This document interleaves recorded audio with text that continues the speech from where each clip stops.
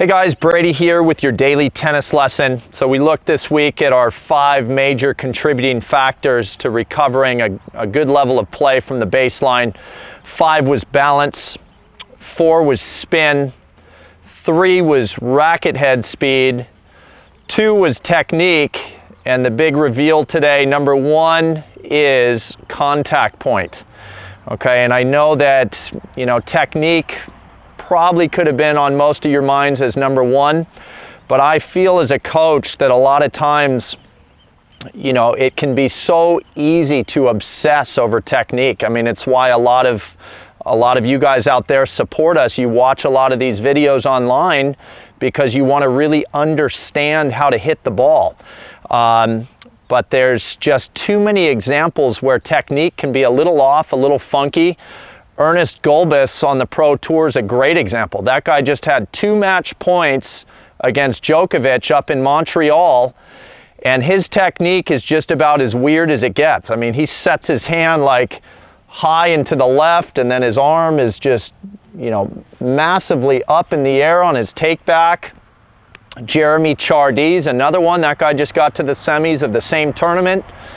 I probably wouldn't coach their technique to any of my players, and yet there's a reason they're successful. They are timing their hit and striking the ball in the right spot almost every single time, and therefore hitting great shots a lot, okay? So my first example today on why contact point is clearly for me the number 1 factor for you guys to be able to go out and recover a good brand of tennis is this right here.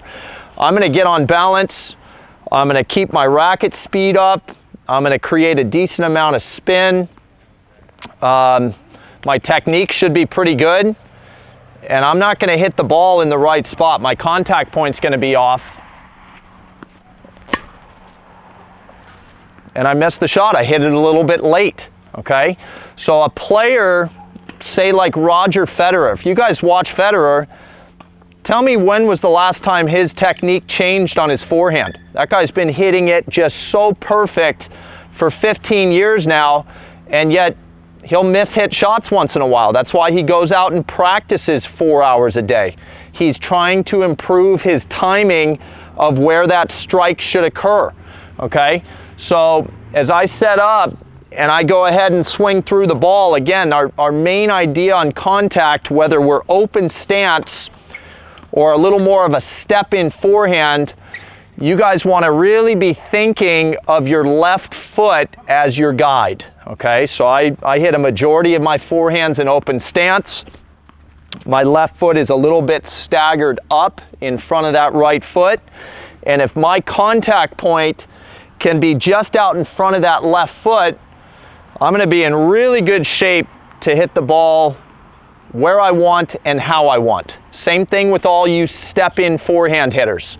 When you guys go to strike the shot, if you guys can release that racket to a point that's probably just in front of your left foot, you guys are going to be in great shape to control the ball well. Okay, so let's take a look at a few of those swings. Notice the relation to contact with my left foot.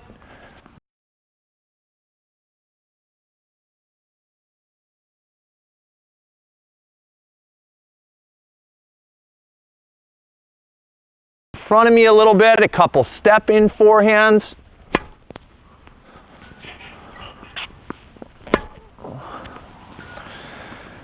And that's it. That's why I feel like that's such a great idea for you guys to go to if your game falls apart a little bit. Go out and take a 30-minute practice session where you're kind of foregoing the idea of worrying about technique or about balance, and get into the idea that you're trying to play a consistent contact point that allows you guys really that solid feeling that all of us are trying to get every time we hit the ball. And if it's as simple as being somewhere around my waist and a little bit out in front of my left foot, that gives us just a really clear, simple picture of something that can be so powerful in terms of elevating our game, okay? So that's all I got for you guys today. Hope you guys enjoyed that week. Please click like below this video. And if you happen to be watching on YouTube, please subscribe to our channel. Thanks, and we'll see you soon.